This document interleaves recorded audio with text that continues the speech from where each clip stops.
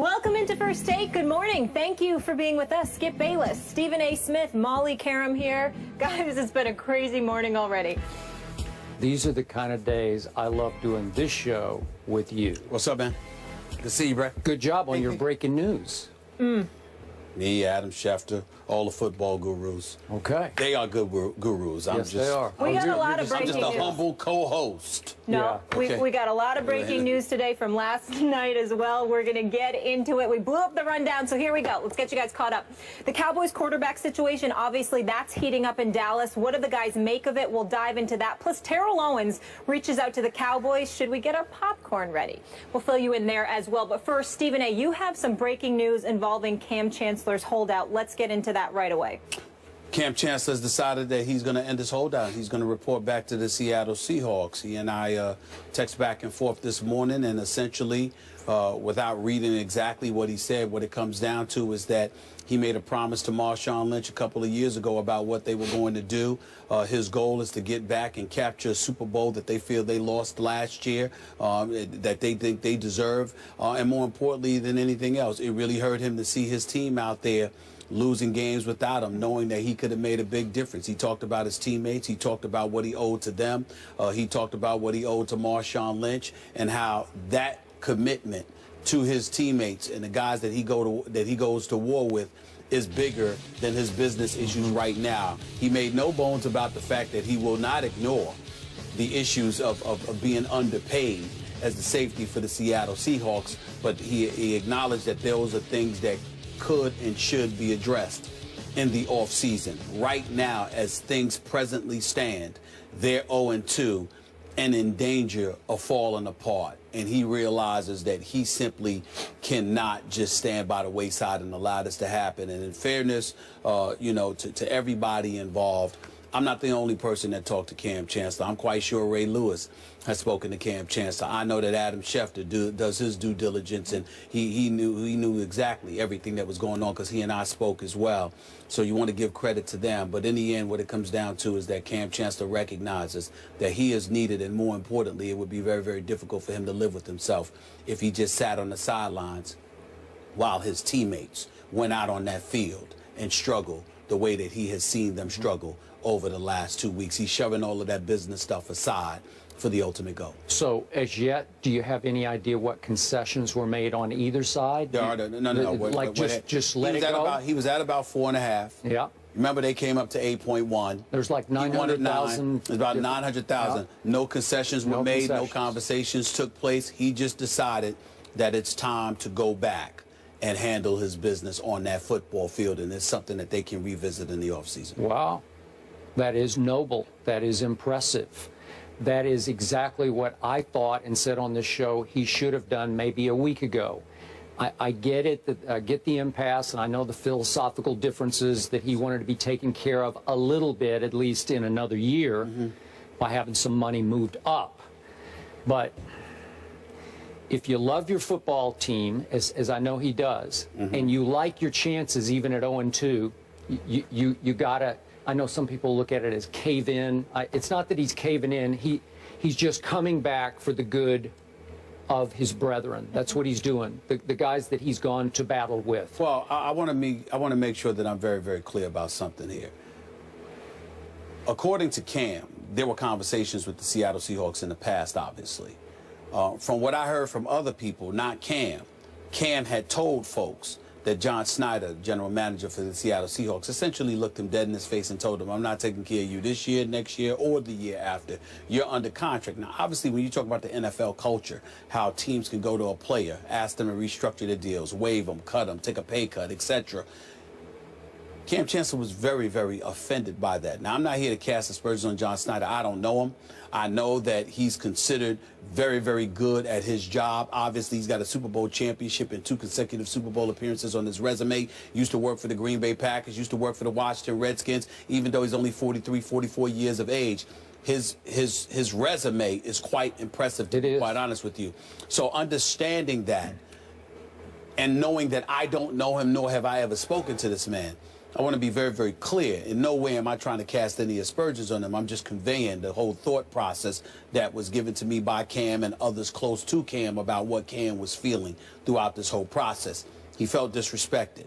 He felt like his manhood was brought into play because a guy can look you in the face and tell you under no circumstances is he going to take care of you at all, considering what Kam Chancellor goes out on the field and does. His pride was a part of the equation. And so as a result of that, that's why he was so steadfast and resolute in his commitment to holding out. Yeah. I think the loss to Green Bay on Sunday night, how they looked in the fourth quarter after taking a 17-13 lead, how the defense appeared to have fallen apart, I think really, really hit home for him. And I don't know if he'll admit it or if any of those other guys will admit it. I don't even know if they'll acknowledge having talked to him, but I suspect, I don't know for sure, but I suspect that the great Ray Lewis had something to do with talking to him as well. And by the way, what did he say on your radio Ray Lewis show? came on my radio and said he deserves his money, he should get his money, Seattle should give him his money, etc. But I can't leave my troops out there while they're going to war without me. I can't leave them hanging like that. That's just not something that I could do. But that was before Ray Lewis realized that it was a man thing, because you got to treat guys like men. Ray Lewis also alluded to that as well. You've got to treat brothers like men. You can't sit up there, look them in their face, and tell them under no circumstances are you going to take care of them. After you took care of Richard Sherman, after you took care of Marshawn Lynch, after you took care of Russell Wilson and a couple of other guys, you can't then turn around and say to the quarterback and the heart and the soul of your defense, who is Kam Chancellor, that we are not going to do anything for you, and expect him to just accept that so easily. That is not something that he was going to do. He was resolute in his commitment to hold out. I believe that his mind changed. And, we spoke an hour ago. I got the impression that that loss on Sunday night to Green Bay, the manner in which they lost, resonated with him in such a fashion that he finally came to the conclusion, the hell with Snyder, Carroll, and everybody else in the front office. I'll deal with that in the offseason. I can't leave my boys hanging like this, and that's why he's gone back. I personally thought he would come to that conclusion after what happened in Week 1 at St. Louis when they gave up 34 in overtime to Nick Foles. Well, you got to remember, that was stunning. You got to remember it's the preseason. Yeah. You're not getting a lot of action in the preseason because you want to make sure you're healthy for the regular season, and sometimes a little rust, absence of activity, really getting your bearings under you can play a role in how you look in Week 1. A lot of NFL players assume that they're not going to be near their best in Week 1 because that's when you're really getting hit for the first time. You're really out there going after it, in a regular season game. But Sunday night against Aaron Rodgers in Green Bay. Although that was somewhat predictable, somewhat. It is the bad man that is Aaron Rodgers, right? It's predictable, but then again, it isn't from the perspective of you have it locked in. It's one thing if you just play a bad game and you might still hold out.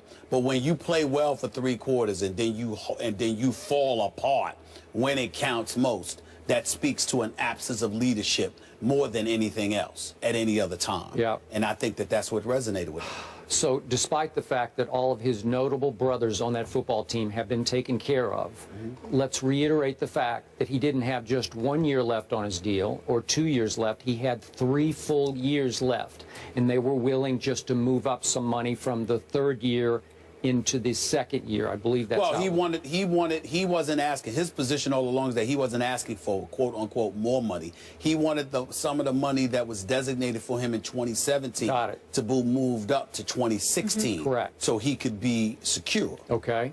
So going forward, this is your Super Bowl pick. Do you think this will immediately change the culture and life in Seattle? Yes. Okay. Yes, so I you do. think they'll get right back on track? I think they'll get right back on track. I think with Kam Chancellor on that field, particularly the kind of mission that he's on, he feels that he's undervalued, not just monetarily, but because of the manner in which he was spoken to by John Snyder, supposedly. He didn't tell me that. A couple of his teammates told me that. But in the end, when you have that kind of feeling, if you thought Kam Chancellor was violent before on the football field, I think you're going to see a little something extra. But also the thing that I think you have to watch out for, not everybody inside that locker room was openly supportive of him and his position.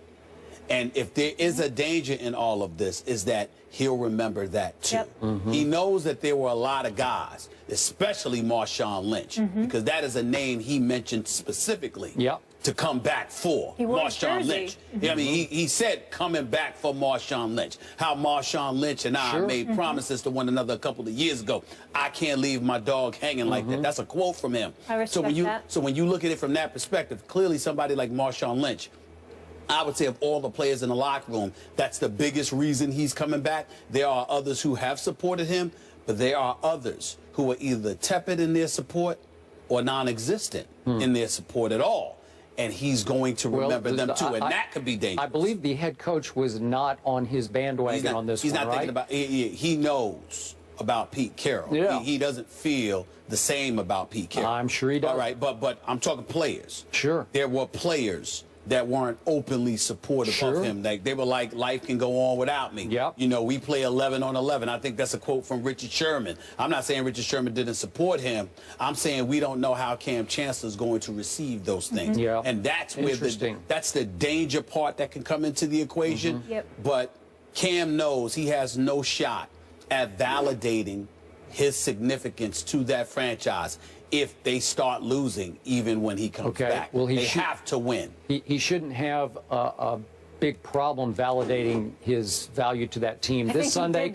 No, I mean this Sunday they got the Chicago Bears in Seattle. Jimmy Clausen, Jimmy Clausen, can you handle that one, Cam? I think you can. The 12s. Then they get Detroit, who's sort of a semi-gimme, if you will, the next week in Seattle. Then they have to go to Cincinnati, and then it starts to get tough, and you'll start to figure it out.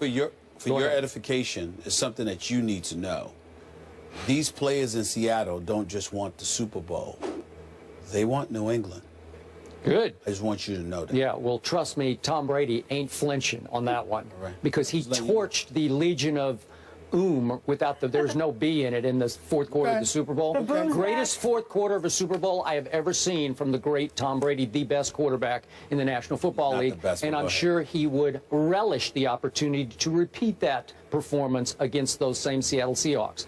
I'm going to go on record right now as there's no way they're going to get back to the Super Bowl. I just don't see it. There's two. You spoke of this little dissension, that dissension, this dissension, this dissension. We haven't even talked about Jimmy Graham, who's clearly unhappy because he's not getting the football. I don't know why. I don't know what's going on behind the scenes, but they're just not throwing him the football yet. So with all that dissension, all that uneasiness under the carpet in the locker room, versus Pete Carroll, and still it goes all the way back to resonating to the call at the end of the Super Bowl game. I just don't know if you can climb out of that. I'm not sure about that. We'll see. I have to pay attention to two teams. One of them is not the Cowboys. I'm paying no attention to the Cowboys. I would tell you that the Green Bay Packers, I would have paid attention to them if Jordy Nelson had been healthy, because I think that they would have had the best record in football. I think their home field advantage would have been in their pocket, and the road to the Super Bowl would have had to come through Lambeau Field, which I think would have been tough for anybody. Merrill Hodge came on my radio show yesterday on Sirius XM, and he said Arizona is a team to watch out for. You got to remember that Carson Palmer, they're 14-2 in his last 16 starts. Carson Palmer, that is, under the stewardship of Bruce Arians, who can really coach his butt off. And they have no fear of Seattle. But I'm still sticking with Seattle. I predicted that Seattle was going to go back, not just go back to the Super Bowl, but win it all. And the only way I will modify my pick in any way is if the Pittsburgh Steelers manage to get to the Super Bowl against them. Then I will think about it, and I reserve the right to revisit that conversation. Outside of that, I am not picking against Seattle at all. I believe that the Seattle Seahawks will win 12 of their next 14 games. And I reserve the right to hang in with a football team that will get back Greg Hardy and Rolando McClain and Randy Gregory and ultimately Des Bryant and Tony Romo, and be the force to be reckoned with, even by your Seattle Seahawks, who have to, if memory serves, visit Jerry World this year. I will tell you this. If Russell Wilson runs the ball more the way he ran on Sunday when he was chalking up 78 yards over those first three plus quarters, I'm here to tell you right now, ain't nobody beating Seattle. Ain't nobody beating Not in the Seattle. NFC. Really? All right. NFC. Stephen A. has them going to the Super Bowl. Wow. Skip, not so much. We'll revisit your Cowboys a teetering little later in the psychologically. show. But I'm happy for that entire fan base, the 12s, and for the Seahawks to get Kam Chancellor back.